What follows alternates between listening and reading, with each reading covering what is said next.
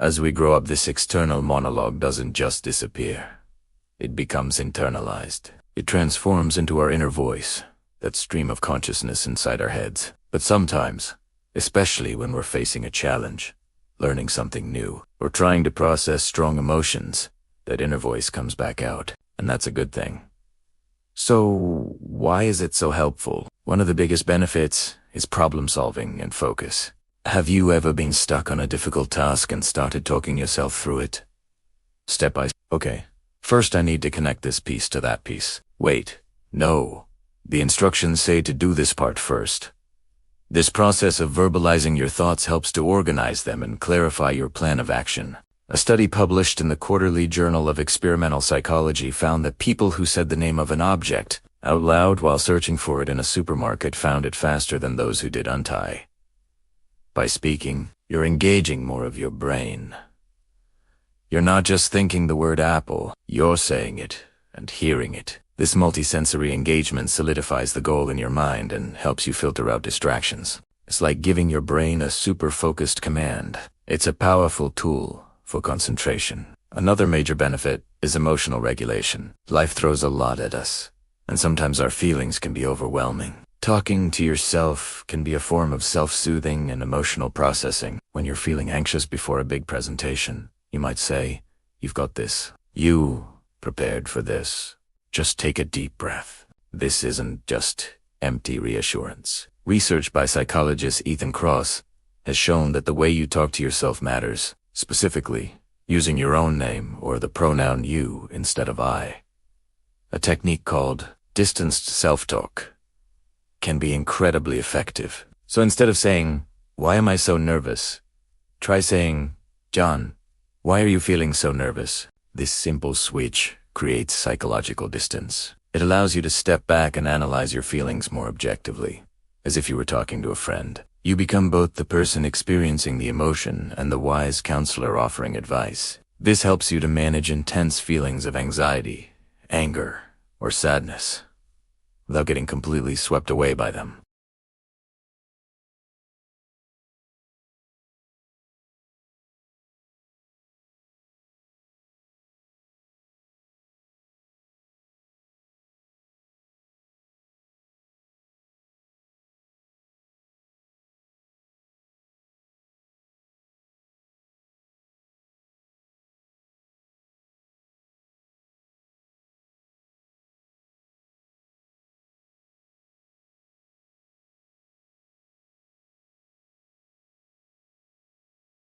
You're creating a positive feedback loop. The more you encourage yourself, the more motivated you become, and the more likely you are to achieve your goals. It's your own personal 24/7 hype man, living right inside your head. Now, it's important to distinguish between different types of self-talk. Not all of it is positive.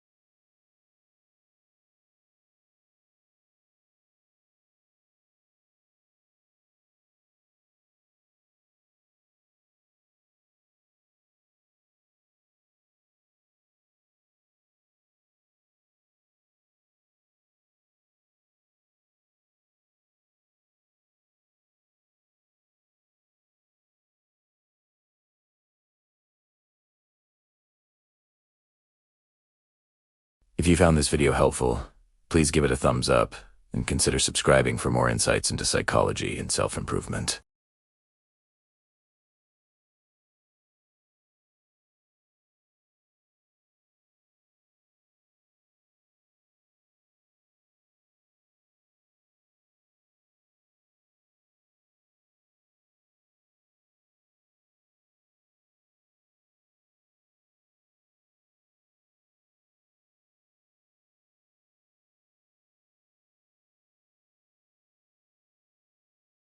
Today, we're diving deep into the fascinating psychology behind why we talk to ourselves. And trust me, it's not what you think. So, let's get the big misconception out of the way first.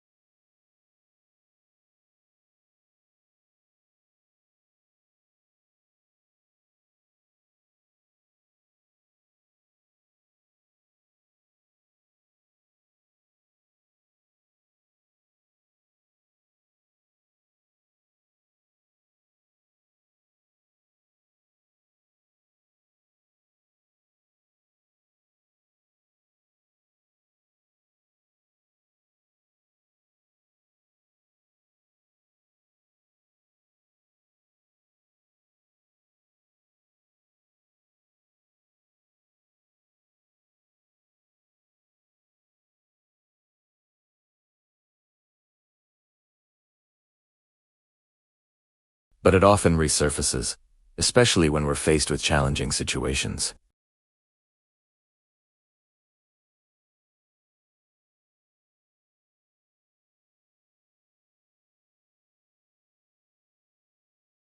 You might find yourself saying, okay, first I need to connect part A to part B. Wait, no, the screw goes in here first.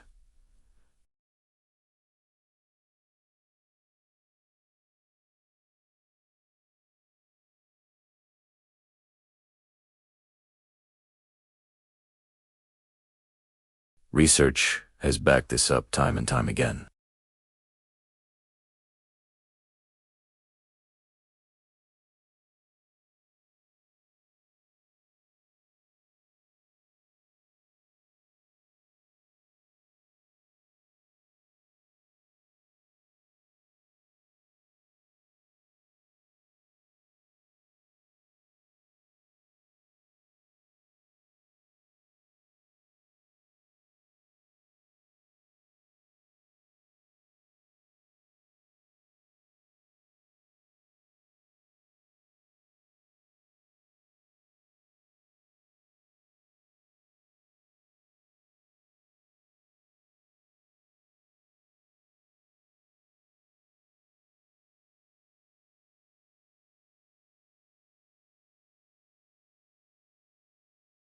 This isn't just mindless chatter. It's a strategic technique to enhance focus, regulate emotions, and reinforce motor skills.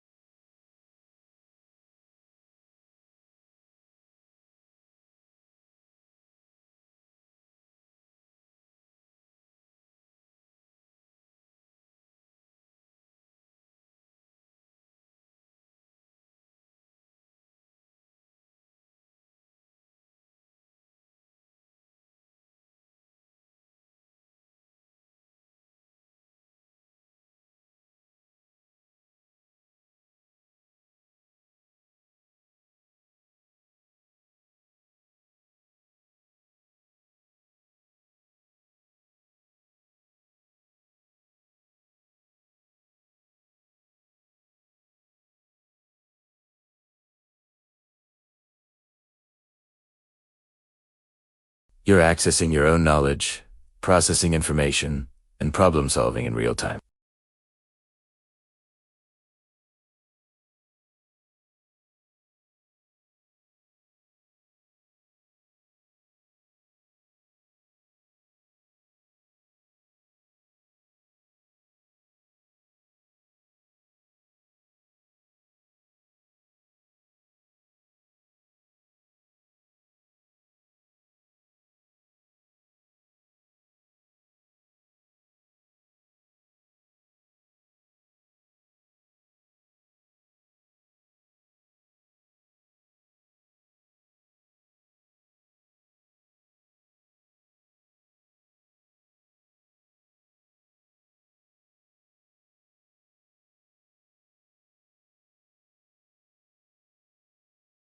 The goal is to be a supportive coach to yourself, not a harsh critic.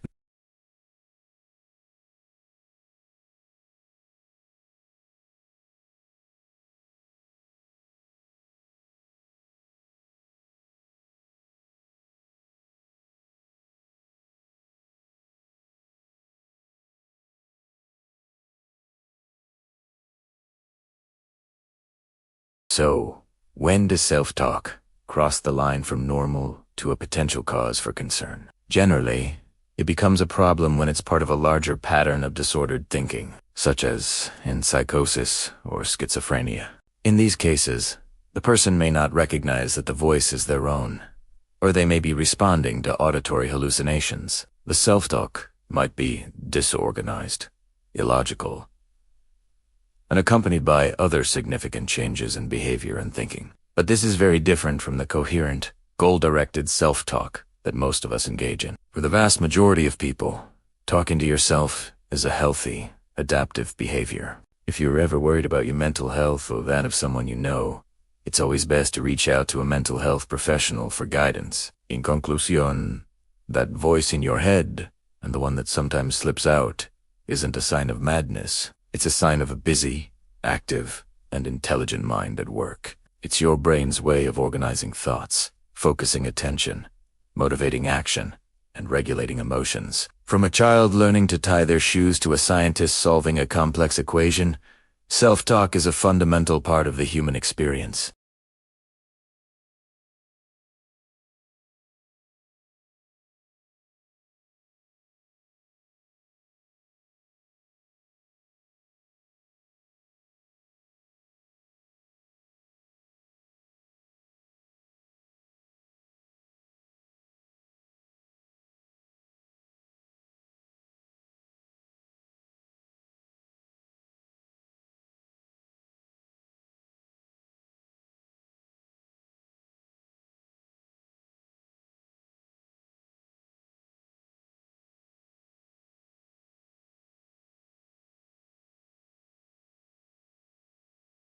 Maybe you're muttering instructions while putting together furniture, rehearsing a difficult conversation in the car, or just thinking out loud while walking down the street.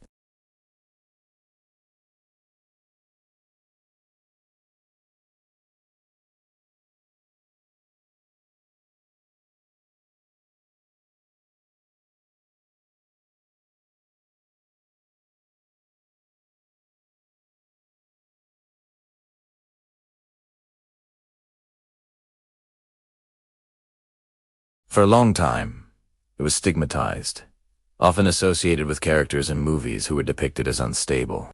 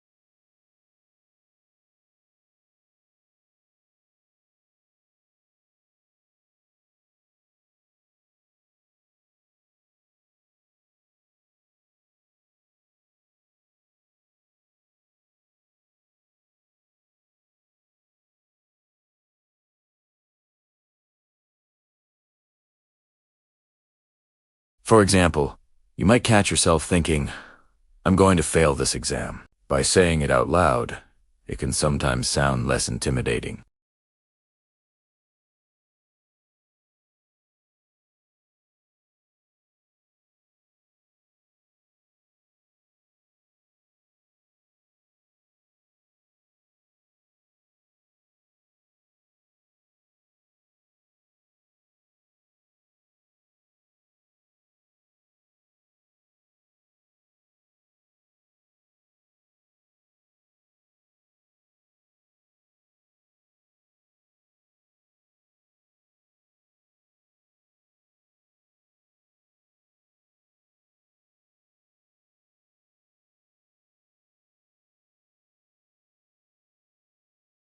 Why? Because it helps create psychological distance from the event.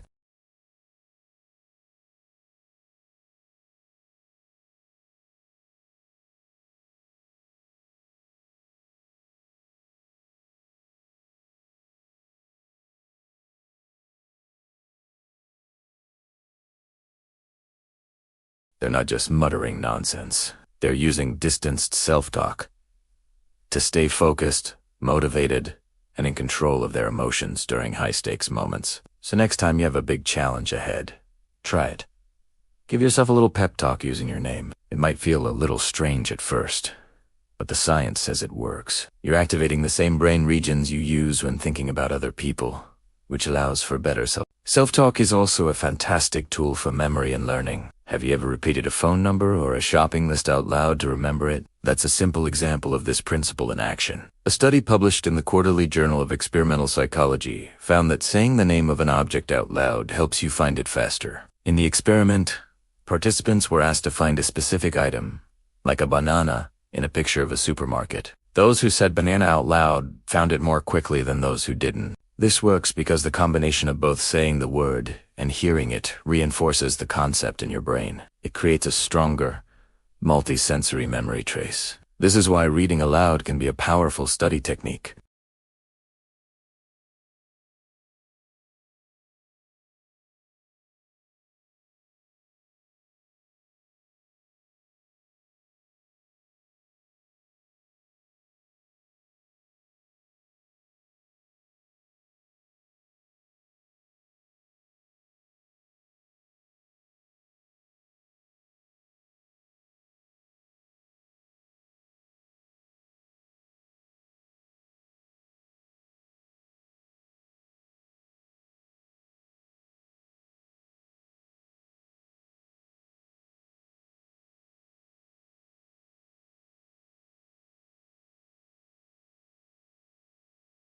This is where the concept of self-compassion comes in.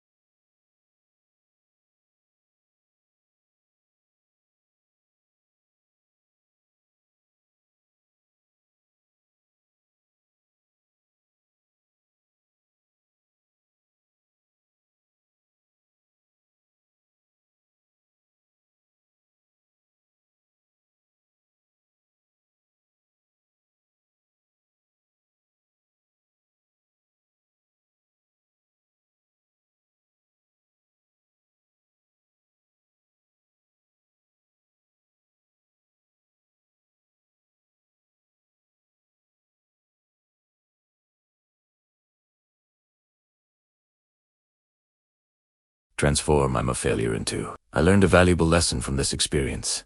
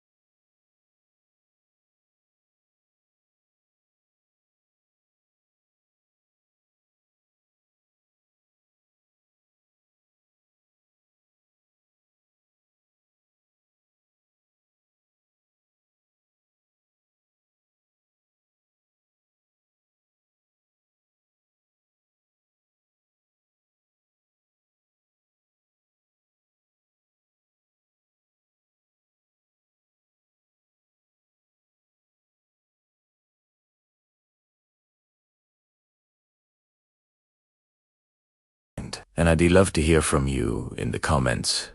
What is something you talk to yourself about? Let's get a conversation going. Until next time, take care.